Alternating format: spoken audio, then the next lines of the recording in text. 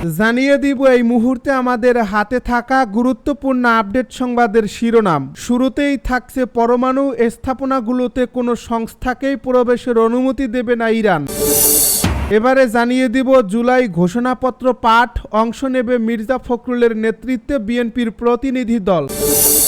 আরও থাকছে রাজধানীর 2 জায়গায় ককটেল বিস্ফোরণ। এদিকে ঢাকায় আসছেন পাকিস্তানের উপপ্রধানমন্ত্রী, 1971 সালের বিষয় তুলবে ঢাকা। সর্বশেষ জানিয়ে দিব যারা স্বপ্ন দেখিয়েছিল তারাই স্বপ্নকে দুঃস্বপ্নে পরিণত করেছে বলছে ভিপি নূর। এতক্ষণ শুনছিলেন হাতে থাকা গুরুত্বপূর্ণ আপডেট সংবাদের শিরোনাম, এবারে বিস্তারিত। তবে তার আগে অনুরোধ রইল ভিডিওটিতে একটি লাইক এবং কমেন্ট করে জানিয়ে দিন ভিডিও সম্পর্কে আপনার মূল্যবান মতামত। আরও জানিয়ে দিন ভিডিওটি কোথা থেকে দেখছেন বা কোন জেলা থেকে দেখছেন। পরমাণু স্থাপনাগুলোতে কোনো সংস্থাকেই প্রবেশের অনুমতি দেবে না ইরান। ইরান তার পরমাণু স্থাপনাগুলোতে কোনো আন্তর্জাতিক সংস্থাকে শারীরিক প্রবেশাধিকার দেবে না বলে সাফ জানিয়ে দিয়েছেন ইরানের সংসদের জাতীয় নিরাপত্তা ও পররাষ্ট্র নীতি বিষয়ক কমিশনের চেয়ারম্যান ইব্রাহিম আজিজি। এক বিবৃতিতে তিনি আন্তর্জাতিক আণবিক শক্তি সংস্থা এর পরিদর্শনের বিষয়ে মিডিয়ায় ছড়ানো গুজব অস্বীকার করেন। তিনি বলেন, পরমাণু স্থাপনায় আইএই এর কোনো সরাসরি পরিদর্শনের সুযোগ দেওয়া হবে না। আজিজি জামান, আগামী সপ্তাহে আইএই এর একটি প্রতিনিধি দল ইরান সফরে আসছে ঠিকই, তবে তারা কেবলমাত্র ইরানি কর্মকর্তাদের সঙ্গে কারিগরি ও বিশেষজ্ঞ পর্যায়ের আলোচনা চালাবে। পরিদর্শনের জন্য কোনো রকম শারীরিক প্রবেশের অনুমতি থাকবে না। তিনি জোর দিয়ে বলেন, ইরানের পার্লামেন্টের একটি আইনের ভিত্তিতে পরমাণু স্থাপনাগুলোতে কোনো আন্তর্জাতিক সংস্থার শারীরিক প্রবেশাধিকার অনুমোদনযোগ্য নয়। তবে ইরান প্রযুক্তিগত সহযোগিতার ভিত্তিতে বিভিন্ন আন্তর্জাতিক সংস্থার সঙ্গে আলোচনা চালিয়ে যাবে, যার লক্ষ্য হবে পারস্পরিক মত বিনিময় ও যে কোনো বিভ্রান্তি নিরসন বলেও উল্লেখ করেন আজিজি।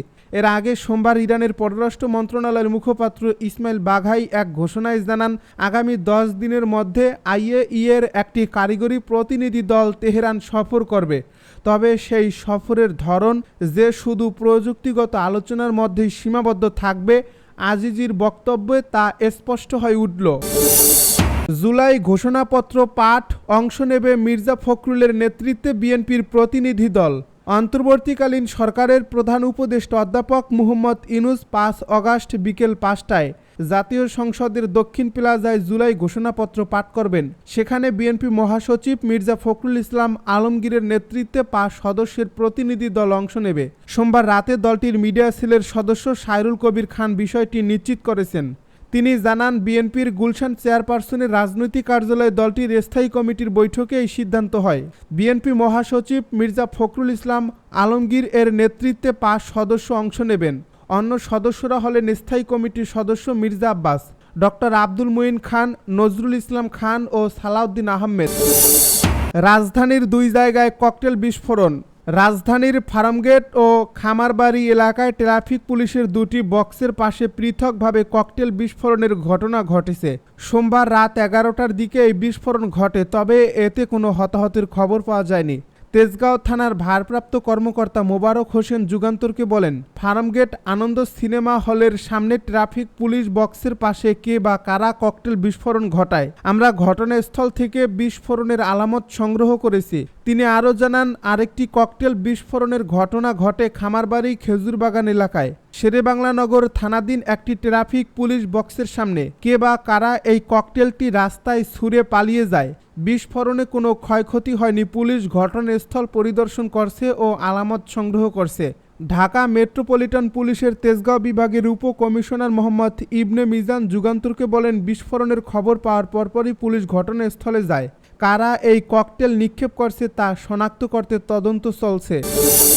এবারে ঢাকায় আসছেন পাকিস্তানের উপপ্রধানমন্ত্রী, 1971 সালের বিষয় তুলবে ঢাকা। পররাষ্ট্র উপদেষ্টা মোহাম্মদ তৌহিদ হোসেন বলেছেন, আগামী 23 আগস্ট বাংলাদেশে আসছেন পাকিস্তানের উপপ্রধানমন্ত্রী। তাকে স্বাগত জানাতে বাংলাদেশ প্রস্তুত এবং 1971 সালে পাকিস্তানের সঙ্গে ঘটে যাওয়া বিষয়গুলো ঢাকা আলোচনার টেবিলে তুলে ধরবে। সোমবার ফরেন সার্ভিস একাডেমিতে সাংবাদিকদের সঙ্গে আলাপকালে তিনি এসব কথা বলেন।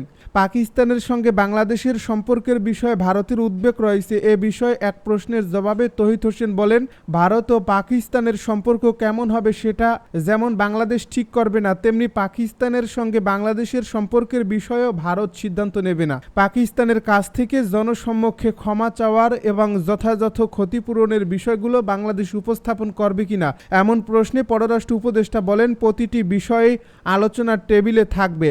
অন্তর্বর্তী সরকার পাকিস্তানের সঙ্গে সম্পর্কের ক্ষেত্রে বাস্তবসম্মত উপায়ে এগিয়ে যাচ্ছে। তিনি জোর দিয়ে বলেন, চলতি মাসের শেষের দিকে পাকিস্তানের উপপ্রধানমন্ত্রী ও পররাষ্ট্রমন্ত্রী ইশাক দারের নির্ধারিত সফরের সময় সবকিছু আলোচনায় থাকবে। চলতি বছরের 17 এপ্রিল ঢাকায় পররাষ্ট্র সচিব পর্যায়ের আলোচনায় পাকিস্তানের সঙ্গে ঐতিহাসিক অমীমাংসিত বিষয়গুলো উপস্থাপন করে বাংলাদেশ। এর মধ্যে 1971 সালের মুক্তিযুদ্ধের সময় পাকিস্তানি বাহিনী বাংলাদেশে যে নৃশংসতা চালিয়েছে তার জন্য আনুষ্ঠানিকভাবে জনসম্মুখে ক্ষমা চাওয়া ও পাকিস্তানের কাছ থেকে আর্থিক ক্ষতিপূরণের দাবি আদায়ের বিষয় অন্তর্ভুক্ত রয়েছে। যারা স্বপ্ন দেখিয়েছিল তারাই স্বপ্নকে দুঃস্বপ্নে পরিণত করছে, বলছে নূর। যারা মানুষকে স্বপ্ন দেখিয়েছিল তারাই 5 অগাস্টের পর সেই স্বপ্নকে দুঃস্বপ্নে পরিণত করার অভিযোগ করেছেন ডাকসুর সাবেক ভিপি ও গণ অধিকার পরিষদের সভাপতি নুরুল হক নূর। সোমবার সন্ধ্যায় জাহাঙ্গীরনগর বিশ্ববিদ্যালয়ের জহির রায়হান মিলনায়তন ভবনে জুলাইয়ের প্রতিশ্রুতি প্রত্যাশা বনাম বাস্তবতা শীর্ষক প্রবন্ধ লেখনী প্রতিযোগিতার পুরস্কার বিতরণী অনুষ্ঠানে তিনি এসব কথা বলেন। বিপি নুরুল হক নূর বলেন, 3 অগাস্টের ঘোষণার আগেই গণতন্ত্র এবং ফ্যাসিবাদ দুটো পক্ষ হয়ে দাঁড়িয়েছিল। তখন মানুষ ধরে নিয়েছিল এই ফ্যাসিবাদের পতন হলে আমরা একটি নতুন রাজনৈতিক ব্যবস্থা, একটি রাষ্ট্র ব্যবস্থা পাব, যেখানে নাগরিকদের অধিকার এবং মর্যাদা থাকবে। হাসিনার 16 বছরের মতো দৈত্য দানবীয় ব্যবস্থা থাকবে না। তিনি আরও বলেন, 3 অগাস্টের ঘোষণায়ও ছিল আমাদের এই ফ্যাসিবাদী ব্যবস্থা বিলুপ এবং রাজনৈতিক বন্দোবস্তের কথা। তবে আন্দোলনের এই প্রতিশ্রুতি বাস্তবায়নের 11 মাসে সবচেয়ে বড় প্রতিবন্ধকতা হয়ে দাঁড়িয়েছে তারাই, যারা প্রতিশ্রুতি দিয়েছিল। মানুষ হতাশ হয়েছে। এখন রাজনৈতিক দল থেকে শুরু করে সবার মধ্যে হতাশা।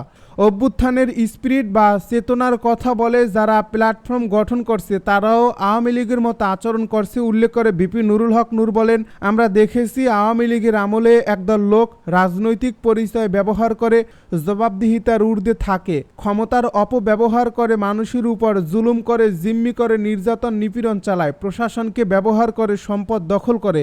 অভ্যুত্থানের পরে যারা স্পিরিটের কথা বলে প্ল্যাটফর্ম গঠন করছে তারাও কিন্তু একই কাজ করছে। জাতীয় অধিকার পরিষদ জাবি শাখার সভাপতি ইকবাল হোসেনের সভাপতিত্বে ও সাধারণ সম্পাদক নাজিরুল ইসলামের সঞ্চালনায় অনুষ্ঠানে আরও বক্তব্য দেন ছাত্র অধিকার পরিষদ জাবি শাখার প্রতিষ্ঠাতা আহ্বায়ক শাকিলুজ্জামান, বাংলাদেশ ছাত্র অধিকার পরিষদের সাধারণ সম্পাদক নাজমুল হাসান প্রমুখ।